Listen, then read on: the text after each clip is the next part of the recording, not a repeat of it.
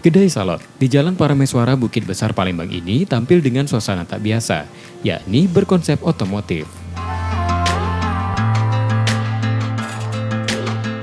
Di dalamnya terdapat sejumlah kendaraan klasik, tak hanya berguna sebagai pajangan, sejumlah barang otomotif juga menjadi properti, seperti ban mobil bekas yang beralih fungsi menjadi tempat duduk.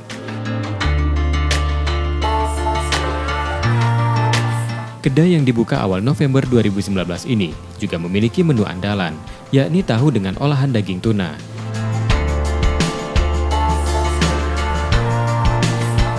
Harga makanannya pun ramah di kantong, berkisar 10 hingga 20 ribu rupiah saja. Jadi inspirasinya saya memang benar-benar hobi otomotif, kendaraan klasik yang saya punyai, ya, dan saya manfaati untuk kedai saya.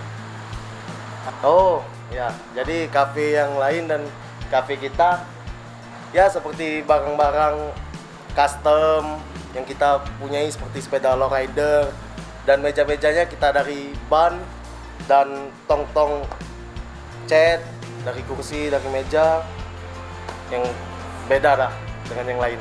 Kalau masalah harga ini paling rendah dari kedai-kedai yang lain. Ya sesuai lah dengan kantong mahasiswa, kantong siswa.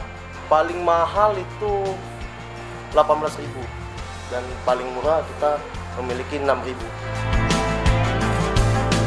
Selain untuk melepas penat dan bersantai, di kedai ini pengunjung juga bisa bersuah foto berlatar otomotif tentunya.